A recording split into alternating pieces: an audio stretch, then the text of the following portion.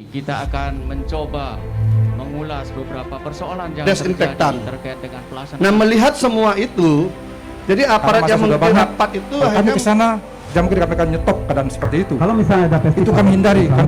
festival.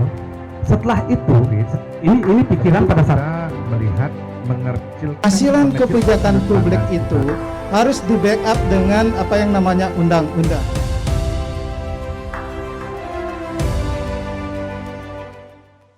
Radio Guntur kembali lagi bersama saya Tias Paramita dan kita masih di obrolan spesial kali ini mengenai apa sumbangsih pemuda pada Buleleng. Dan ini merupakan serangkaian dari Hari Sumpah Pemuda di tanggal 28 Oktober 2020. Tadi Tias sudah tanya-tanya kepada Bapak Madiastika selaku Kadis Dikpora dan juga ada Bayu ya selaku Ketua Forkom OSIS Kabupaten Buleleng.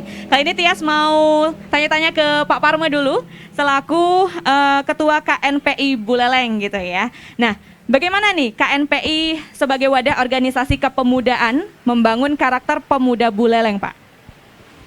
Baik, terima kasih. Om Swastiastu. Assalamualaikum warahmatullahi wabarakatuh. Salam sejahtera, selamat pagi, merdeka. Baik, pertama-tama yang saya hormati Bapak Kadis, Bapak Ketua Komisi 4 DPRD Provinsi, adik-adik, kakak-kakak, ini juga saya sebutkan dari Pemuda Pelopor, Forkom OSIS, dan juga dari BEM Sahempu Kuturan. Pemirsa Radio Guntur, pendengar Radio Guntur dimanapun berada. Pertama saya sampaikan selamat Hari Sumpah Pemuda dulu yang ke-92. Tidak rasa kita sudah 92 tahun ini Mbak Tias. Dengan tagline-nya dari Bapak Menpora kemarin adalah bagaimana pemuda bersatu dan bangkit. Nah, itu gini tagline-nya. Nah, terkait tema yang sudah diangkat, bagus sekali ya kita membahas tema ini khususnya di situasional seperti saat ini. Tadi Bapak Kadis juga sudah menyampaikan panjang lebar ya terkait apa-apa peran dari eksekutif ya. Nanti juga pasti disambung oleh Bapak Ketua Komisi, peran dari legislatif termasuk adik-adik juga ya, dan kami ya sebagai mitra sebenarnya juga dari eksekutif dan legislatif.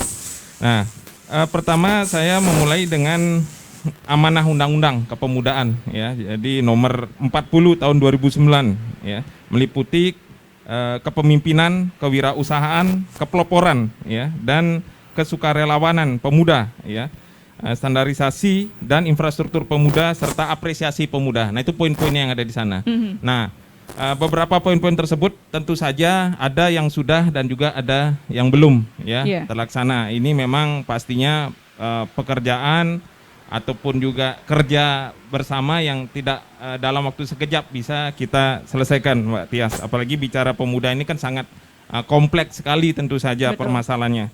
Dicari-cari pasti ada permasalahannya, dicari-cari pasti ada saja kurangnya. Segimana besarnya mungkin pihak pemerintah baik eksekutif maupun legislatif sudah berusaha, kurangnya pasti ada saja. Karena apa? Ini bicara pemuda terkait dinamika juga. Dinamika perubahan yang begitu cepat. Ya. Seiring waktu kita bicara era sekarang di 4.0 ya menuju 5.0 ya, yang era digitalisasi, era sebelum mungkin belum komplit sekali ya, robotisasi menuju 5.0, PR-PR itu pasti akan banyak ke depannya, Mbak Tias. Nah, sejalan dengan itu juga ya. Nah, kami melihat memang kalau dari sisi apa yang sudah dilakukan oleh pemuda memang sudah banyak ya, tadi Pak Kadis juga sudah menyampaikan ada yang sudah dan juga memang ada yang belum. Beberapa hal baik itu terkait dari sisi minat dan bakat seni ya, olahraga ya, keorganisasian ya, kewirausahaan ya, dan juga hal-hal lainnya memang beberapa sudah pastinya berjalan ya. Ini terbukti, kami kagum juga berapa adik-adik tadi seperti di Forkomosis juga luar biasa sekali ya, hal-hal program yang sudah dilaksanakan, dan ini tentu saja berkat kawalan juga dari Pak Kadis ya, yang luar biasa bersemangat dengan segenap komponennya.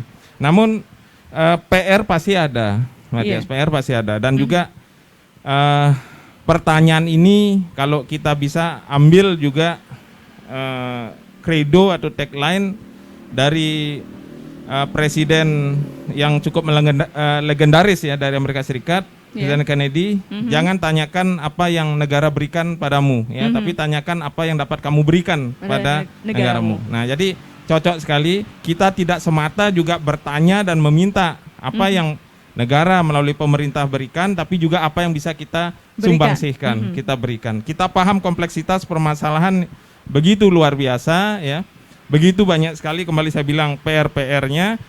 Namun sejalan dengan itu pemuda tidak berdiam diri. Pemuda juga tetap bergerak, tetap juga berjalan dengan komposisi potensi yang mereka miliki masing-masing.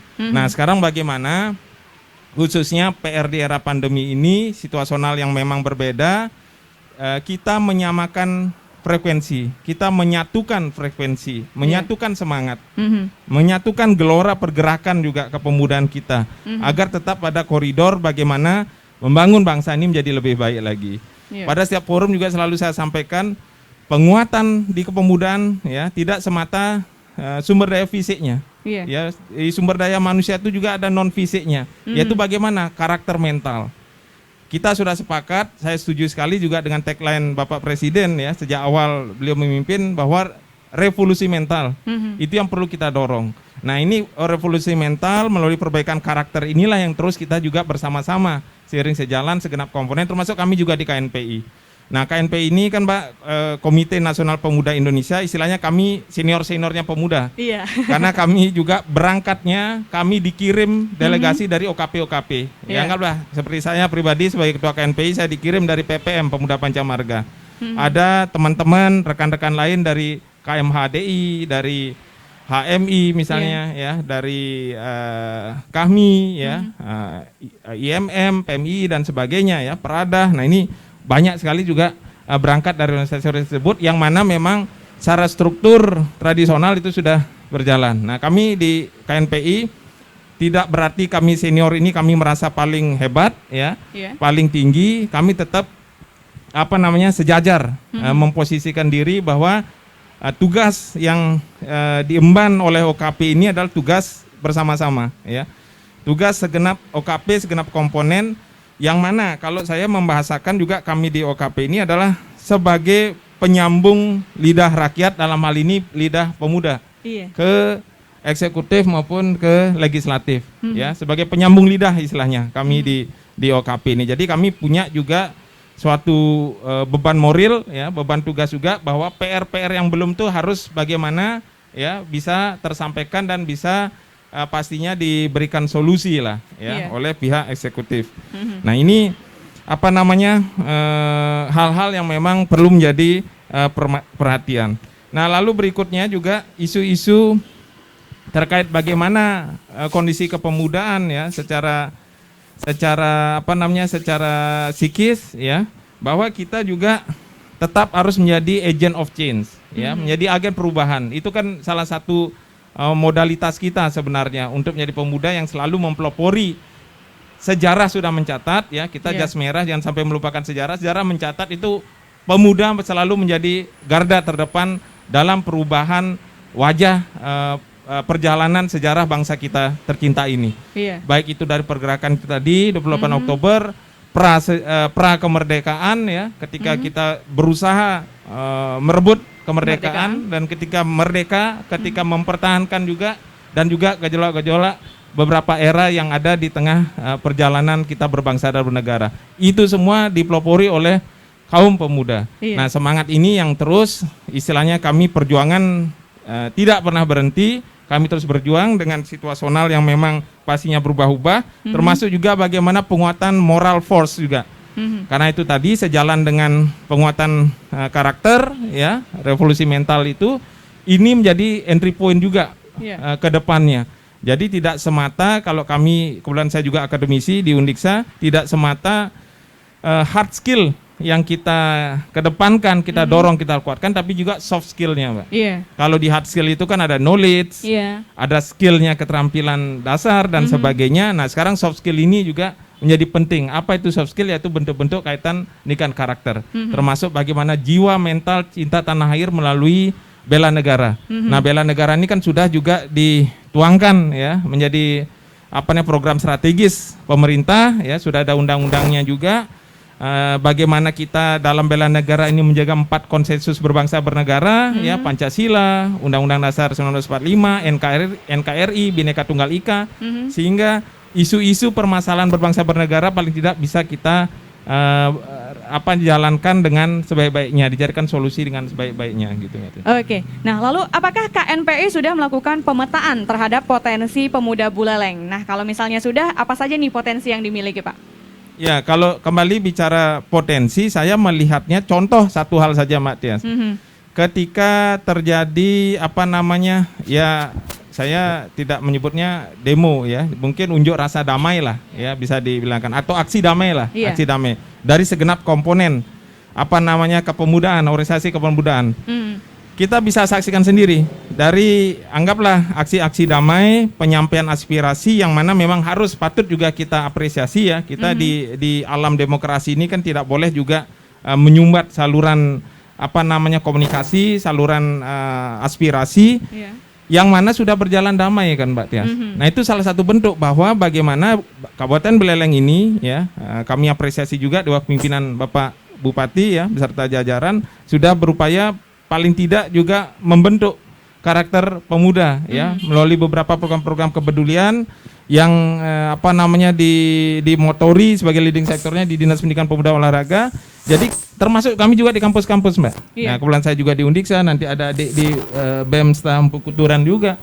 Bagaimana pemodelan misalnya kita melakukan aksi-aksi damai itu kan selama ini tidak ada masalah, tidak ada gejolak, tidak ada sampai anarkisme lah ya, vandalisme ya. Nah, ini syukurnya seperti itu. Paling tidak dari sisi itu bahwa komposisi perlakuan pendidikan ke adik-adik kita itu sudah bagus. Termasuk juga memang kalau dari sisi teori pendidikan kita ada pendidikan formal, informal dan non formal. Saya rasa ini memang sudah berjalan cukup baik. Jadi bagaimana di tingkat sekolah, bagaimana juga di perguruan tinggi formalnya, bagaimana juga di lingkungan keluarga ya, informal non formalnya, serta di lingkungan masyarakat sosial, termasuk kami juga yang di organisasi kemasyarakatan pemuda sebagai pengawal juga dari aspirasi yang ada di adik-adik kami itu. Nah, berikutnya juga apa yang sudah dicapai ya tentu saja tadi seperti Pak Kadi sampaikan banyak sekali prestasi ya di bidang keolahragaan, kesenian yang memang mungkin PR-nya saja bahwa mungkin perlu disosialisasikan, dipresentasikan lebih luas lagi lah bahwa kita punya adik-adik pemuda-pemuda hebat loh sebenarnya di Buleleng ini ya. Mungkin itu saja yang perlu diginikan. Termasuk ke depan penguatan kembali isu-isu terkait kewirausahaan. Karena Matias kondisi sekarang ini kan pandemi ini ketika lapangan kerja terbatas ya, terjadi perumahan karyawan dan sebagainya, bahkan ada beberapa PHK. Nah, semangat salah satu yang tadi dicantumkan di Undang-Undang Nomor 40 Tahun 2009 itu terkait kewirausahaan itu memang perlu dorongan-dorongan yang lebih kuat lagi. Ya, bagaimana fasilitasi dari pihak pemerintah ya, utama eksekutif. Sekarang misalnya di Kabupaten Buleleng Bapak Bupati mendorong percepatan pemulihan ekonomi ya melalui integrasi pertanian, sektor pertanian dan pariwisata.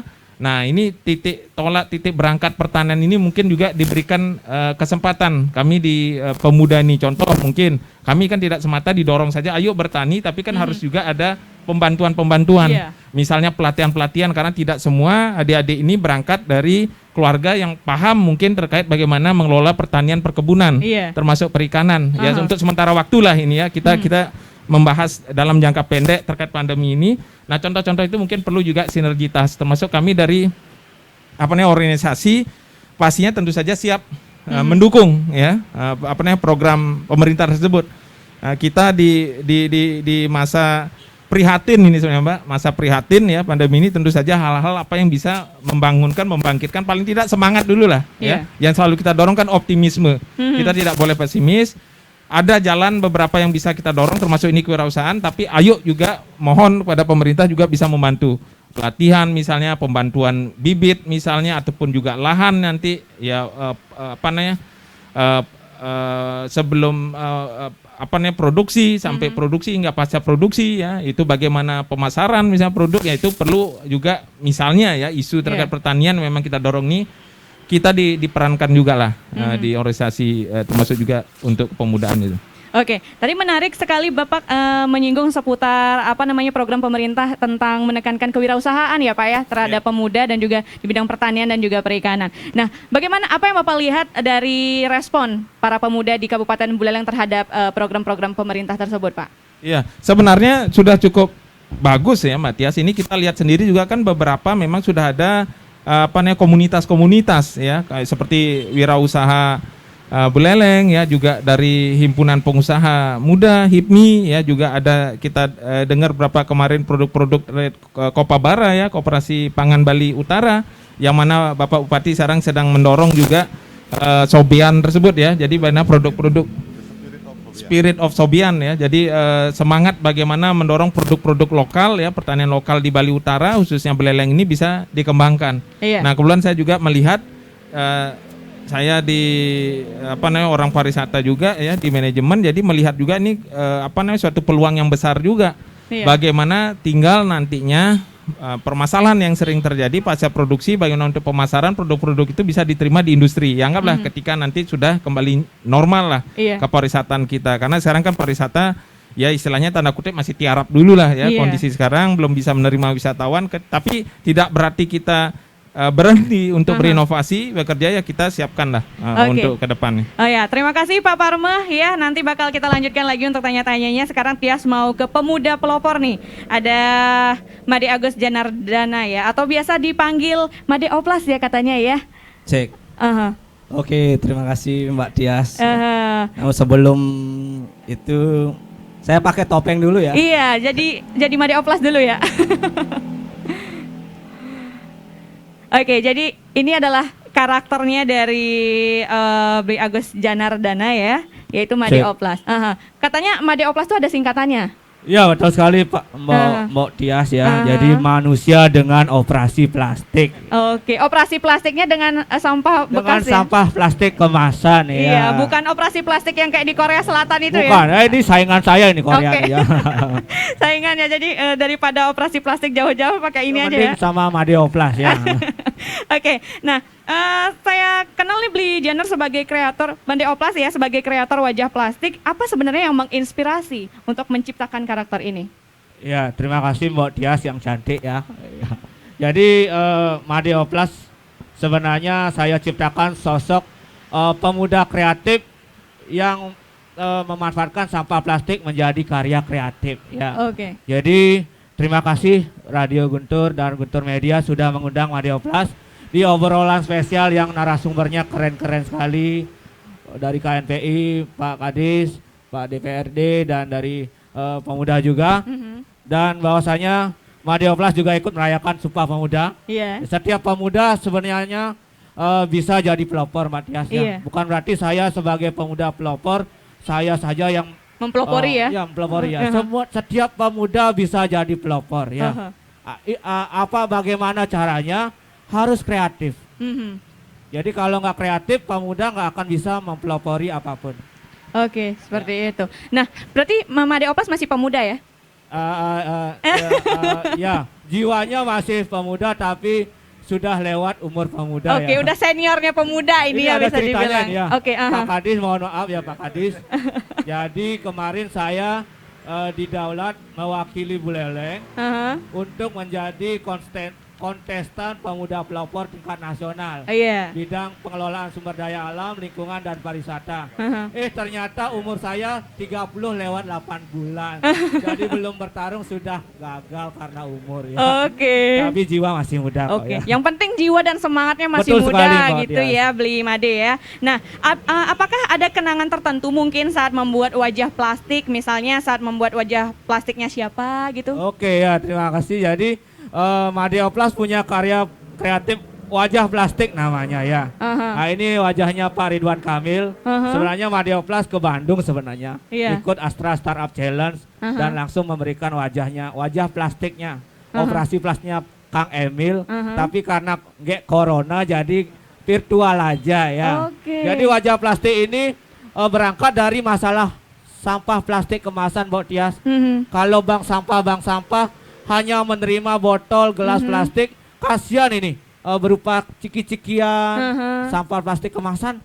Ada yang menerima tapi harganya 300 per kilo, bahkan tidak berharga menurut saya ya. Iya. Untuk itu berangkat dari masalah ini, apalagi isu lingkungan ya. Jadi sekarang isu lingkungan sangat viral, di mana-mana ada sampah plastik dan saya karena basic saya desainer grafis, saya membuat karya kreatif upcycle sampah plastik menjadi lukisan sampah plastik yang saya beri nama Wajah Plastik. Dan ini sudah saya daftarkan juga ke hak ciptanya di Kementerian Hukum dan HAM ya. Oke, jadi operasi wajah plastiknya itu kayak gini ya yang dimaksud ini, ya? ya. Bukan plastiknya yang ditempel di muka gitu ya? Oke. Oke, jadi apakah Beli Made ini bekerja sama mungkin dengan pihak-pihak terkait untuk mendapatkan sampah-sampah plastik yang akan didaur ulang ini? Oke ya, jadi Madeoplas berusaha mengedukasi masyarakat untuk menyelamatkan sampah plastik. Karena slogan buanglah sampah pada tempatnya sudah tidak efektif lagi Mbak Tia sekarang ya. Karena ujung-ujungnya larinya ke TPA ya. Mending kita ubah mindset kita, selamatkan sampah yang Anda hasilkan. Nah, kemudian saya kerjasama dengan warung-warung di sekitar rumah saya, termasuk ini juga wirausaha Pak. Jadi kita jadikan souvenir untuk pariwisata. Kita sudah sempat kirim ke Amsterdam, kemudian pejabat-pejabat nasional Pak Kemenpora, kemudian Menpora, Menristek juga Pak Koster, dan banyak lagi ya. Dan ini kita juga memberikan kesempatan untuk yang membeli, kalau dia bawa sampah plastiknya sendiri dapat potongan ya. Oke, dapat diskon ya bisa dibilang ya. Sebagai bentuk edukasi, persuasif mengajak ya. Oke, dapat diskon tuh buat yang nanti mungkin mau ngasih hadiah buat pacarnya. Betul gitu sekali, ya. Atau mungkin buat orang tuanya bisa dihubungi nanti deh Beli Madeoplasnya ya. Nah, lalu untuk pembuatan wajah plastik ini sendiri, sudah sejak kapan sebenarnya Beli Madeoplas melakukannya atau membuatnya? Wajah plastik saya kembangkan dari 2018 Agustus. Jadi selama akhir 2018 saya belum berani unjuk gigi. Karena hak karya saya pertama hancur. Ya, jadi butuh 4 bulan untuk membuat hasil yang terbaik biar bisa diedukasikan kepada masyarakat. Akhirnya Januari 2019 saya rilis launching resmi karya seni wajah plastik, sekaligus saya daftarkan ke Kanwil hak ciptanya. Jadi sudah ya 2 tahun lah. Oke, lama ya berarti prosesnya ya bisa dibilang gitu ya. Oke, nah lalu untuk pemasarannya sendiri apakah hanya melalui media sosial berarti? Ya, jadi nilai plus yang saya dapatkan sebagai sosok pelopor, jadi saya juga bisa wirausaha ternyata ya. Siapa sangka sampah plastik yang saya ubah jadi karya seni wajah plastik bisa mendatangkan uang ya. Dan sampai sudah ke mancanegara, nasional dan lokal Bali. Jadi ini nilai plus saja sih dari yang apa yang kita lakukan. Jadi buat pemuda kita harus kreatif pemuda ya. Kalau nggak kreatif kita nggak akan jadi maju-maju ya. Harus kreatif apapun, nggak harus di bidang seni apapun ya. Jadi kalau Madeoplas siapa sangka sekarang setiap melihat sampah plastik seperti melihat uang ya. Oke, kalau orang mungkin ngelihat sampah plastik ya udah didiemin aja. Betul, gitu ya. Kalau Madeoplas biasanya kalau ngelihat sampah plastik pasti langsung dipungut-pungut ya. Dipungut-pungut, bisa jadi uang soalnya bisa gitu. Jadi uang. Berarti bisa dibilang karya yang Beli Madeoplas buat ini merupakan salah satu bentuk persembahan pemuda kepada Buleleng. Betul sekali ya.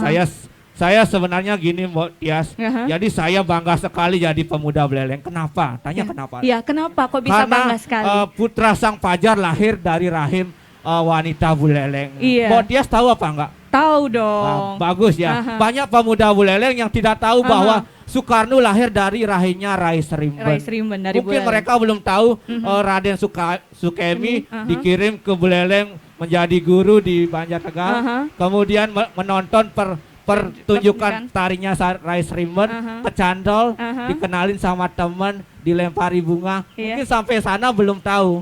Makanya jadi sekarang kita pemuda Buleleng harus bangga dulu. Karena Soekarno, founding father negara Indonesia ini lahir dari orang Bali ya.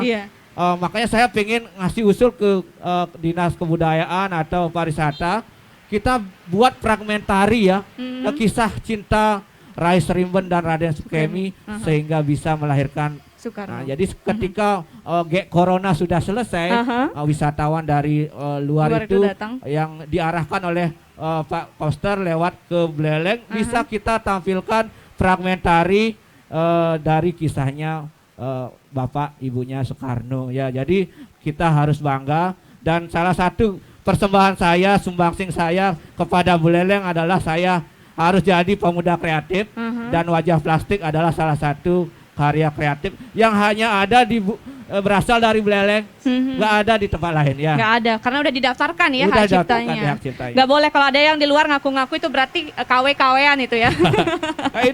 Ini setiap yang beli Wajah Plastik dapat sertifikat original. Oke. Ya, jadi ori ya. Karena masalah sekarang itu originalitas dipertanyakan. Iya sekali, benar, Bu. benar. Banyak plagiat, copy paste, padahal pemuda harus kreatif menciptakan karya yang orisinil ya. Iya. Jadi mari kita saling menghargai karya seni kreatif yang original. Iya, soalnya beli Made Oplas juga untuk menciptakan karyanya ini melalui jatuh bangun ya, sedemikian Betul rupa sekali. ya sampai akhirnya berhasil. Jadi jangan sampai ngaku-ngaku gitu ya. Nah, terus gimana nih ceritanya? Kok bisa beli Made Oplas kepilih menjadi pemuda pelopor? Jadi sebenarnya Made Oplas tidak suka show off, Mbak Tias. Jadi ini ada pemuda pelopor tahun gak enak, Mbak Ayu namanya, dia sudah duluan pemuda pelopor, merekomendasikan saya untuk mewakili Buleleng di pemuda pelopor daerah. Jadi saya siap karena ditunjuk. Kemudian Astungkare saya dapat juara 2 tingkat provinsi, kalah saing sama Nengah Swece yang Edelweiss ya, ya nggak apa-apa. Tapi tahun ini kita dipilih untuk mengirim ke nasional, cuma masalahnya umur saya sudah lewat ya, nggak apa-apa, tapi tetap kita memberikan motivasi, edukasi, mempelopori ke anak-anak muda harus kreatif. Oke, lalu gimana nih caranya beli Made Oplas untuk mengajak anak-anak muda lainnya yang di Buleleng untuk mau kreatif? Karena kan nggak semua orang ya. Betul, mau ya. Menunjukkan kreativitasnya. Ya, buat dia sekarang zaman digital, buat dia. Jadi nggak perlu kesana kemari, tinggal di sosial media saja. Jadi Made Oplas punya channel YouTube, kita bisa edukasi melalui video-video kreatif, Facebook, Instagram, banyak sekali sebenarnya media untuk edukasi, untuk memberikan semangat kepada pemuda harus kreatif. Jadi buat kalian bisa lihat channel saya juga ya. Kalah sama Guntur ya. Jadi bisa melalui sosial media. Iya, oke. Terima kasih beli Made Oplas. Nanti ya bakal Tias tanya-tanyakan lagi lebih lanjut. Dan masih ada 2 narasumber yang belum Tias tanyakan ya. Ada dari Ketua BEM Staf Kuturan dan juga Pak Mangku dari Komisi 4 DPRD Provinsi Bali. Dan siaran obrolan spesial kali ini juga live ya di Facebooknya Guntur Media dan juga Guntur Radio 104,6 FM. Dan kita akan balik lagi selepas beberapa jeda iklan berikut ini. Kita akan mencoba mengulas beberapa persoalan yang Desinfektan. terjadi terkait dengan pelaksanaan. Nah, melihat semua itu, jadi aparat yang memimpin rapat itu kami akhirnya ke sana, jam kami akan nyetop keadaan seperti itu. Kalau misalnya ada festival, itu kami hindari kan. Festival. Setelah itu, ini pikiran pada saat melihat mengercil Hasilan kebijakan publik itu harus di backup dengan apa yang namanya undang-undang.